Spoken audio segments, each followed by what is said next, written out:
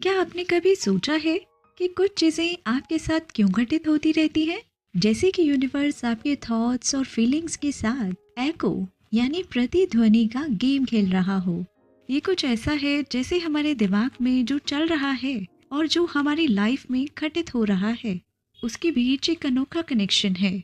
Brian Tracy, जो कि एक कैनेडियन अमेरिकन मोटिवेशनल स्पीकर और सेल्फ डेवलपमेंट ऑथर हैं, उनका कहना है you are a living magnet. What you attract into your life is in harmony with your dominant thoughts. यानी आप एक जीवित चुंबक हैं। आप अपने जीवन में जो अट्रैक्ट करते हैं वह आपके प्रमुख विचारों के साथ एडजस्टमेंट रखता है, संवाद रखता है। इसका मतलब है कि यूनिवर्स हमारी चारों ओर सिर्फ एक पैसिव प्लेस नहीं है। ये हमारे थ्रू एक्सप्रेस किए गए हर थॉट और हर शब्द को एक्टिवली सुन रहा है और हमें रिस्पॉन्स दे रहा है। लेकिन ये भी है कि ये आपके थॉट्स को, आपके विचारों को अट्रैक्ट करता है। इस कम्युनिकेशन का मेजर पार्ट हमारे बिना होता है, यहाँ तक कि हमें इसका एहसास भी नहीं होता है कि ये उस फ्रीक्वेंसी को जाने बिना सिग्नल भेजने जैसा है जिसमें हम जुड़े हुए हैं। लेकिन यहाँ एक अच्छी खबर ये है कि हम एक्चुअल में यूनिवर्स की फ्रीक्वेंसी में ट्यून कर सकते हैं और यूनिवर्स से बात कर सकते हैं। इस तरह हमारे थॉट्स में बदलाव लाने की पावर आती है। अपनी लाइफ में चीज़ों को रियल इवेंट्स और सिचुएशंस में कैसे बदलें? हम अनकॉन्शियस रेडिएशन से जानबूझकर कम्युनिकेशन की ओर कैसे जाएं? हम ये कैसे चेक करते हैं कि हम यूनिवर्स से वही मांग रहे हैं जो हम वास्तव में चाहते हैं, ना कि अनजाने में उन चीज़ों की मांग कर रहे हैं जो हम नहीं चाहते? मैं आपको यूनिवर्स से बात करने के 5 इफ़ेक्टिव तरीके बताने जा रही हूँ, ताकि हम ये चेक कर सकें कि हम यूनिवर्स को सही सिग्नल भेज रहे हैं या नहीं, और जिस लाइफ का हम सपना देख रहे हैं हम उसको क्रिएट कर रहे हैं। यूनिवर्स के साथ इफेक्टिवली कम्युनिकेट करने का पहला तरीका है एनर्जी की पावर का इस्तेमाल करना। चीज़ें वाकई ही बहुत इंटरेस्टिंग हो जाती हैं। यूनिवर्स में एनर्जेटिक रिक्वेस्ट भेजने के कॉन्सेप्ट 2 फंडामेंटल लॉज पर आधारित हैं। एक है द लॉ ऑफ वाइब्रेशन और दूसरा है the law of attraction. Imagine करें कि आपके आसपास की हर चीज़, जिसमें आपके थॉट्स और फीलिंग्स भी शामिल हैं, तारों की तरह लगातार वाइब्रेशनल स्टेट में है। वाइब्रेशन के इस स्टेट में हर गिटार अपनी यूनिक साउंड बना रहा है। हम जो सोचते हैं और महसूस करते हैं उसके आधार पर बदलाव ऐसा लगता है जैसे हम अपनी इनर एक्सपीरियंस की फ्रिक्वेंसी के साथ रेजोनेट हो रहे हैं, प्रतिध्वनित हो रहे हैं, फोकस को ट्यून कर रहे हैं, फोकस से जुड़ रहे हैं। अब आइए लॉ ऑफ अट्रैक्शन पर आते हैं, जो लॉ ऑफ वाइब्रेशन के लिए एक डांस पार्टनर की तरह है। ये इस प्रिंसिपल पर बेस्ड है कि जैसे समान आकर्षित करता है, इसका मतलब है कि सेम वाइब्रेशन वाली एनर्जीज एक दूसरे की ओर अट्रैक्ट होती हैं। इसलिए आप अपने थॉट्स और फीलिंग्स के थ्रू जो एनर्जी रेडिएट करते हैं, वो एनर्जी उन एक्सपीरियंसेस को अट्रैक्ट करेगी जो उससे मेल खाते हैं। ऐसा लगता है जैसे आप यूनिवर्स में जाल डाल रहे हैं। आपके थॉट्स की वाइब्रेशनल क्वालिटी डिसाइड करती है कि आप क्या कैच करते हैं। आप अपनी वाइब्रेशनल स्टेट को यूनिवर्स को पुकारने वाली एक लीडिंग लाइट के रूप में देखते हैं।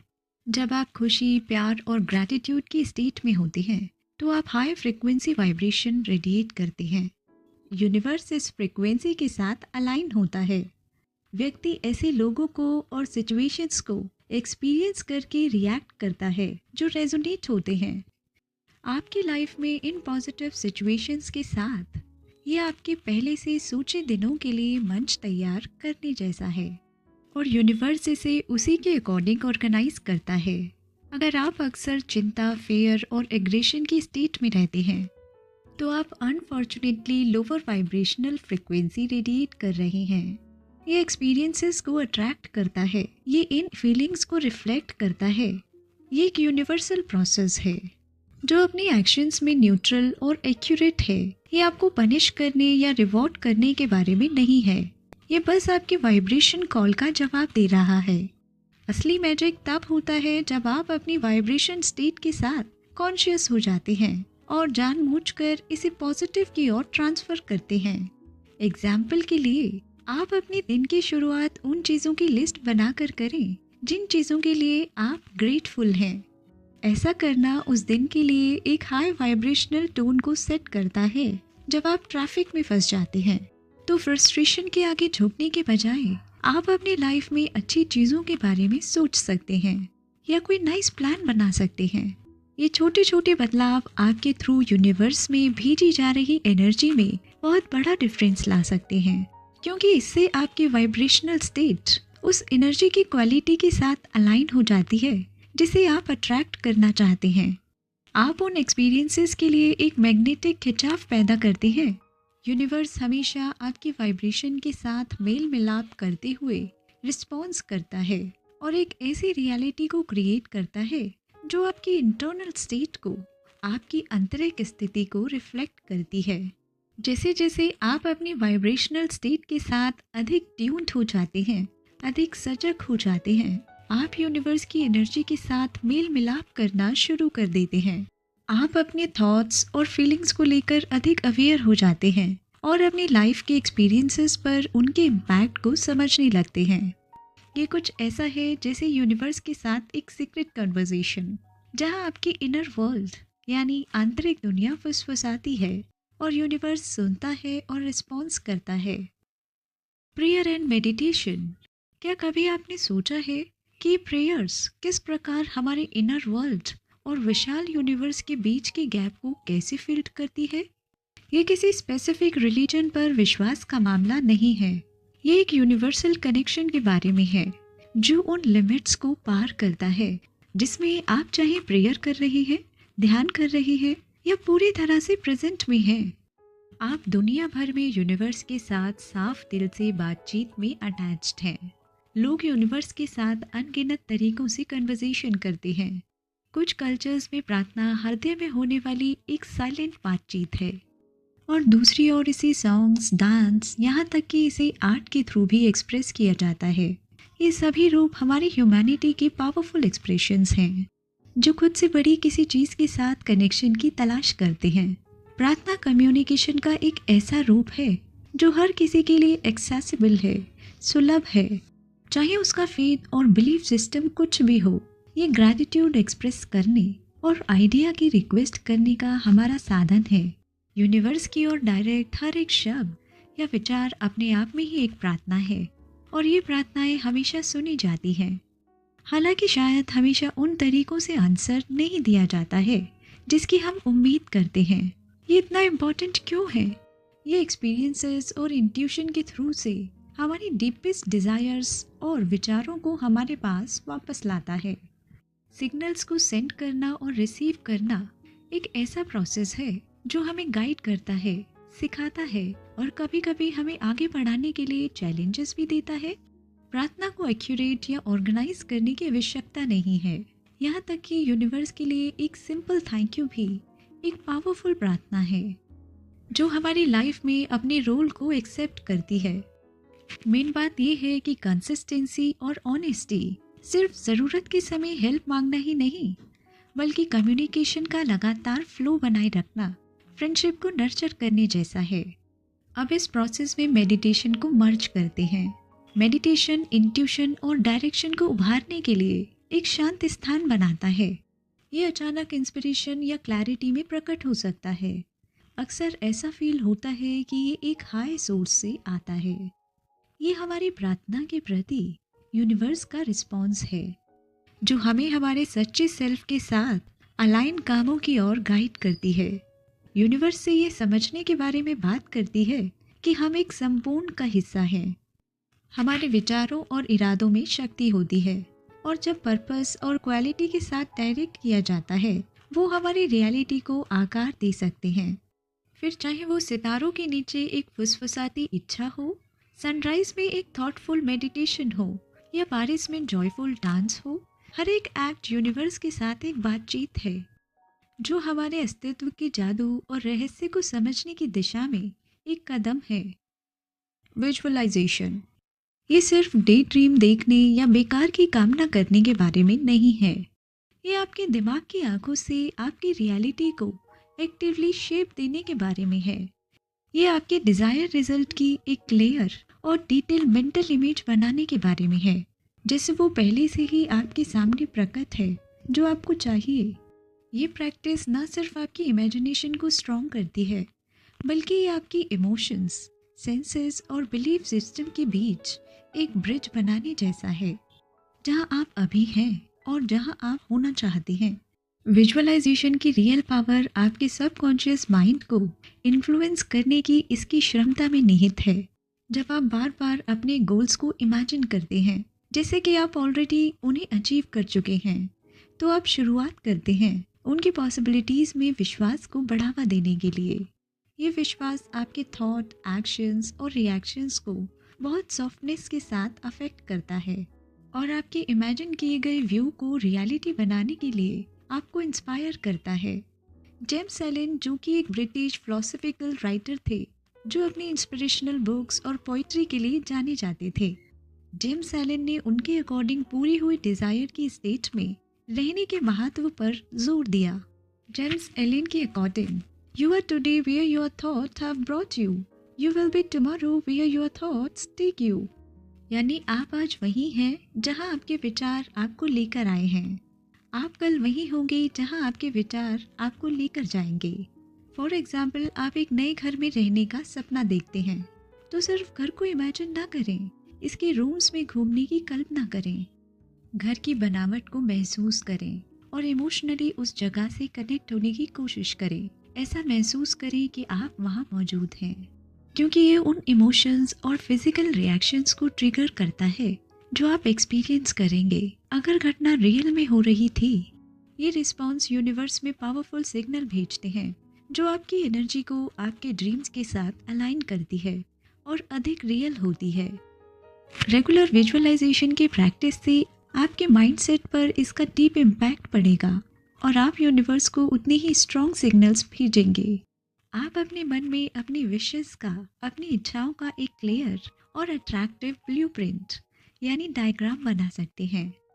ये मानसिक डायग्राम एक मैग्नेट के रूप में कार्य करता है जो अपॉर्चुनिटीज़ और रिसोर्सेज को अट्रैक्ट करता है, और ये यूनिवर्स के साथ एक पावरफुल बातचीत है। आप वास्तव में क्या चाहते हैं उसके बारे में क्लियर और इमोशनल और इंस्पायर कर देने वाले संदेश को भेजने के बारे में है। तो क्यों ना डेली कुछ समय निकाला जाए अपने सपनों को इमेजिन करने के लिए।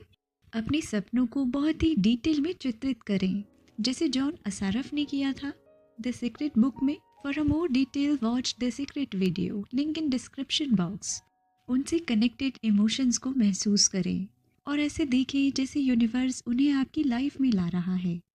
आइए इमेजिन की पावर को अपनाएं और देखें कि ये हमें कहाँ ले जाती है। अफर्मेशंस।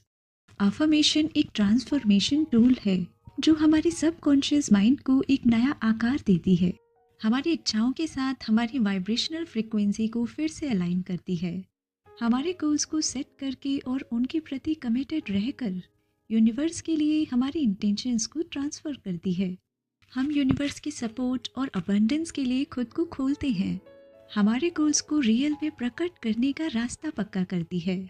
सबकॉन्शियस माइंड हमारे विचारों और बिहेवियर का एक साइलेंट और एक्सीलेंट डायरेक्टर है जो हमारे गोल्स और कोर बिलीव को रेगुलरली सेट करके सोच के इन नए पैटर्न्स को एब्जॉर्ब करना शुरू कर देता है।